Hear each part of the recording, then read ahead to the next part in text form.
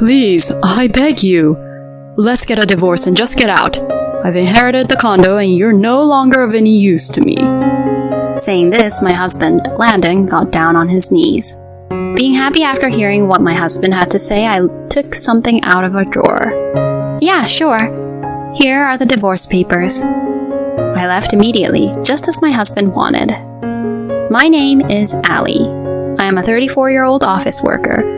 I am still working at the advertising company where I started working after graduating from college. At first, I didn't know what was right or left, but after 12 years like this, I seemed to grow up naturally. I am now in a position to manage my subordinates as a general manager, and I am busy working every day. I love my job very much, so I can work as much as I want.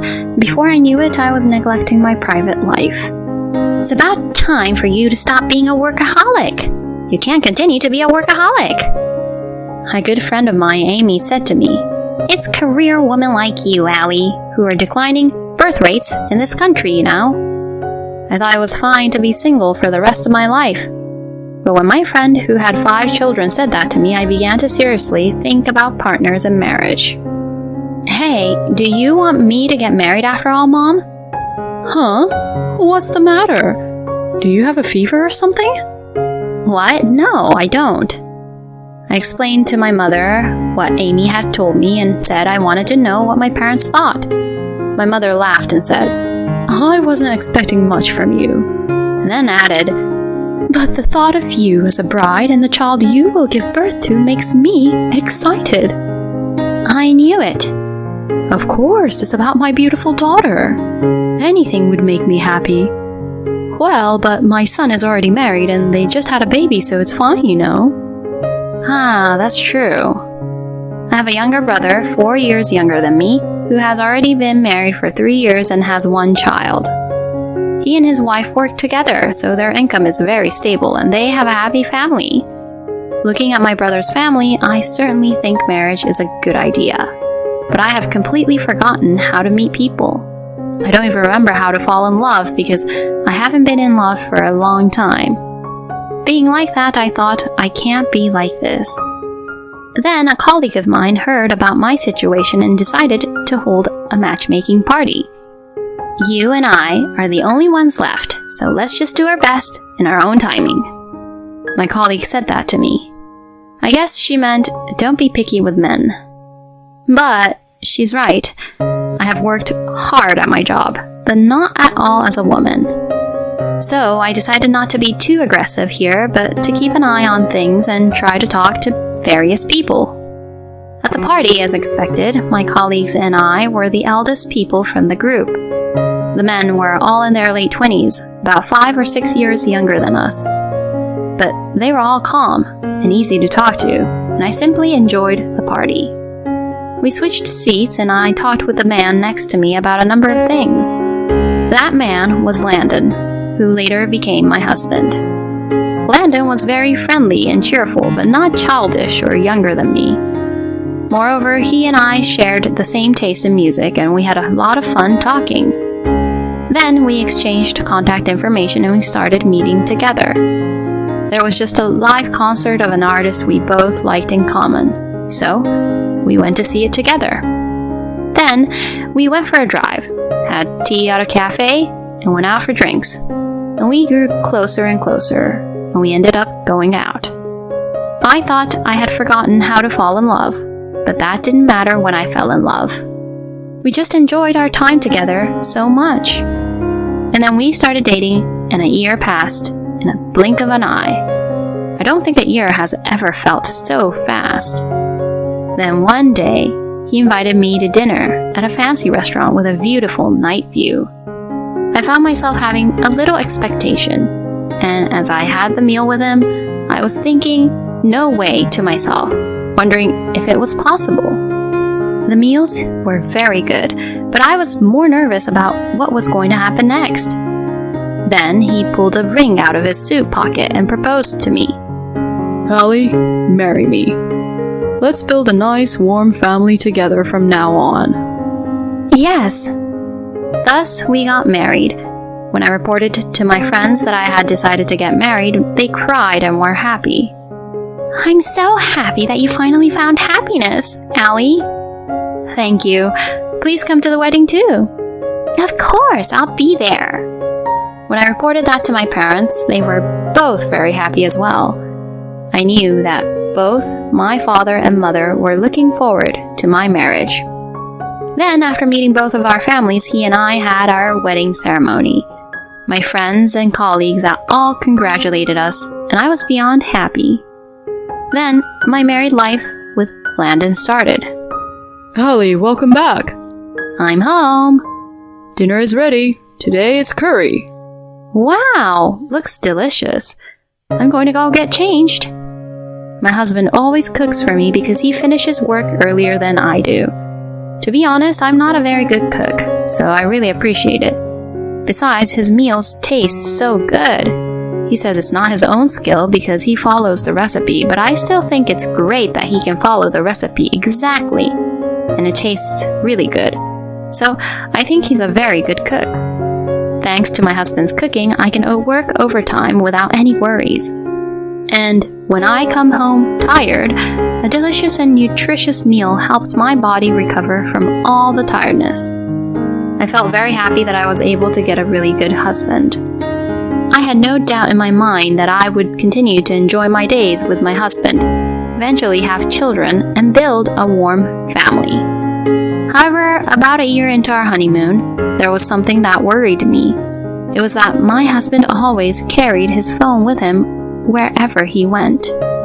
Surely there are men like that, but my husband used to leave it on the table when we were first married, or go to the bathroom or bath with it where I could see it.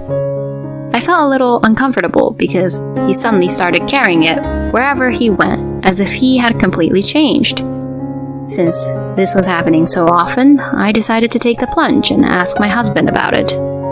"You've been clutching your phone all the time lately, but you didn't used to do that, did you?" What? My husband was upset to hear me say that.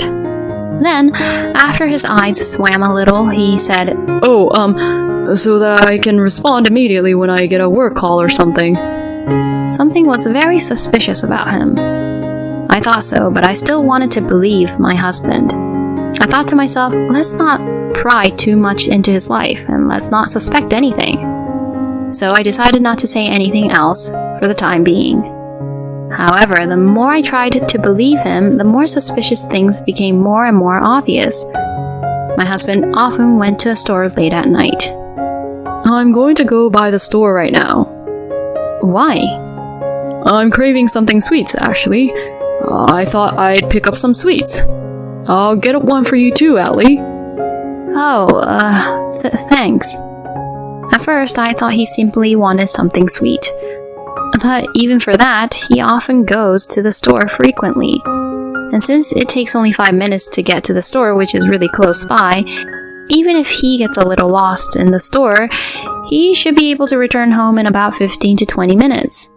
But when my husband went to the store, he always didn't return for about 40 to 50 minutes. And if he wanted something so sweet all the time, I once bought him something sweet at a pastry store on my way home from work. But my husband did not look very happy, and with a wry smile on his face, he said, "Thank you." It was then that I realized that my husband was not there at the store to get sweets. So what on earth was he doing there? I was very curious, but I did not know how to ask him. And furthermore, my husband started going out drinking a lot on weekends. He used to come home on time and cook dinner for the two of us, but recently he had been out drinking with people from work and didn't come home until late at night or until dawn. If he was really busy with work and had to drink as part of his job, I would try to be understanding, but that is not the way I see my husband. Rather, he always seems to be looking forward to the drinks, which really had nothing to do with work.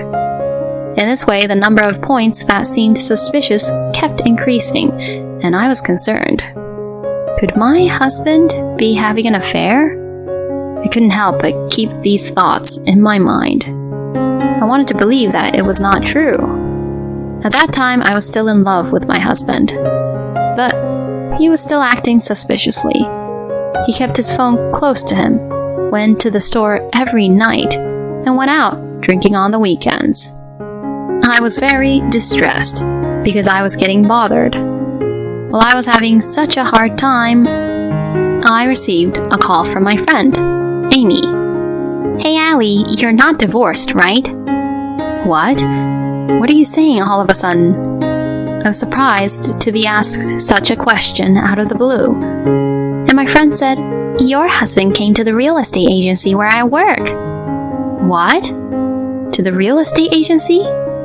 My husband has never talked about moving or building a house. Why would my husband go to such a place?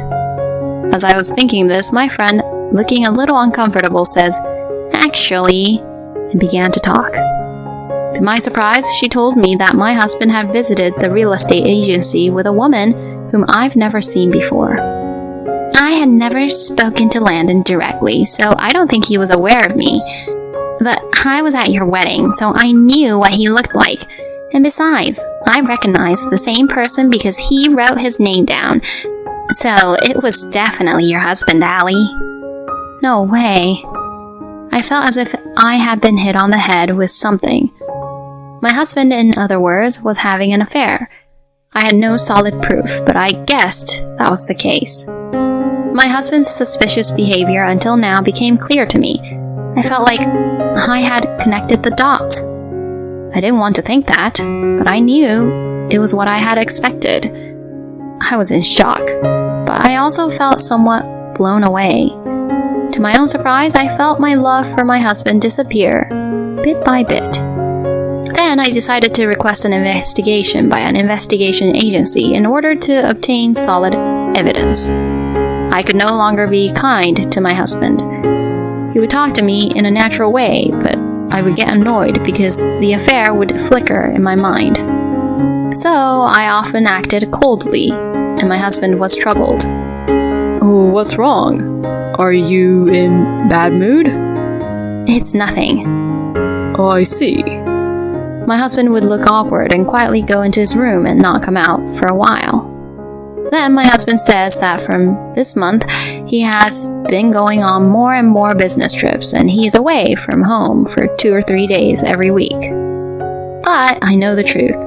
I know that my husband only goes to his lover's house. I found this out from the results of the investigation from the agency that I received later on. Around the time I received the results of the investigation, I was ready for things to be done, so I started preparing for divorce. But then something unexpected happened. My father-in-law passed away. My parents-in-law had treated me very well, and I wanted to attend his funeral. If I divorce first, I will not be able to go to the funeral. So I decided not to file for divorce at once and wait until after the funeral. After attending the funeral and seeing my father-in-law off well, I finally decided to say goodbye to my husband. But my husband said goodbye to me before I did. "Allie, I know this is selfish, but I want a divorce." "What?" I was surprised that my husband was the one to initiate the divorce. Since the affair seemed to have been going on for a long time, I thought they were just playing around without wanting to get any divorce. Why? "Well, that's..." My husband was at a loss for words. He didn't think I would ask him why. I think that's stupid of him, but that's the way my husband is. It's really bad when he doesn't think things through. Well, I guess that's why he is having an affair. My husband couldn't think of a suitable reason, so he said something like this. "Oh, you know, I just wanted to be with a wealthy person. I thought I could have a good time with you if I was with the general manager of a major company. But things have turned out differently than I expected, due to some personal differences. Please, I beg you, let's get a divorce and just get out. I've inherited the condo, and you're no longer of any use to me." Saying this, my husband Landon got down on his knees. Apparently, when my father-in-law passed away, he inherited the apartment that belonged to him. So he told me that I was no longer of any use to him. I guess he is a selfish person to no end. But thank God he cut me out of his life because I was originally going to divorce him. Being happy with what I heard, I pulled something out of the drawer. Okay, sure. Here are the divorce papers. What? My husband didn't seem to think I had filled out divorce papers. Hey, why do you have this? Because I wanted to divorce you too. I told him so. My husband was a little surprised, but laughed and said, Oh, I see. Well, I guess we were thinking the same, huh? Then he signed the divorce papers. This condo will be mine, so, well, I hope you have a good life. That's what my husband would say to me. I left immediately, just as my husband wanted. But that wasn't the end of my revenge. I had already rented a new room, so I could move right out. Then I sent a content certified letter to his office. Soon after that, I received a phone call from my husband. Why would you send that to my office? Because I need to have you judged for your wrongdoings. Don't you think so? I know you were having an affair. I will make sure you pay me alimony. No way! Landon had no idea that I knew that he was having an affair. He seemed a little awkward, but soon returned to a triumphant mood. Well, but I inherited a condo, so I can pay alimony. Oh, what a relief then. You and your mistress's alimony together would be about $60,000. $60,000? Well, we can get by if we sell the condo. My husband says so, but he was quite upset. But I told him a fact. I'm sorry, but I don't think you'll ever be able to sell that condo. Huh? Why not? First of all, that condo is like 20 years old. It's not going to sell in the first place when it's used for some time like that.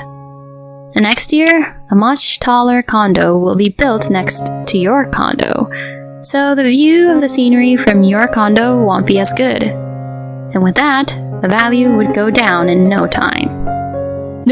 No way. My husband apparently didn't think about that. Oh, and you have to pay inheritance tax too, so be careful. He didn't seem to have heard me and didn't respond. I decided I had enough and hung up the phone. Then, through my lawyer, I filed a claim for alimony against my husband and his mistress. Incidentally, as I had predicted, the condo that my husband had inherited could not be sold, and they seemed to be in a lot of trouble. They had no choice but to start living in the condo, but the condo is old-fashioned, and the high floors make it inconvenient and difficult to live in, and the high maintenance costs make life difficult living there. But even if they wanted to let it go, they could only sell it at a low price, so they are unable to take the plunge. When I heard this story from a mutual friend, I thought to myself, suck it up. Meanwhile, I am living comfortably by myself in a newly rented apartment. Since I don't need to be in love for a while, I'm going to continue to devote myself to my work and try to be filial in other ways, such as giving my parents trips as gifts. Thank you for watching to the end. Please subscribe to our channel. See you in the next video.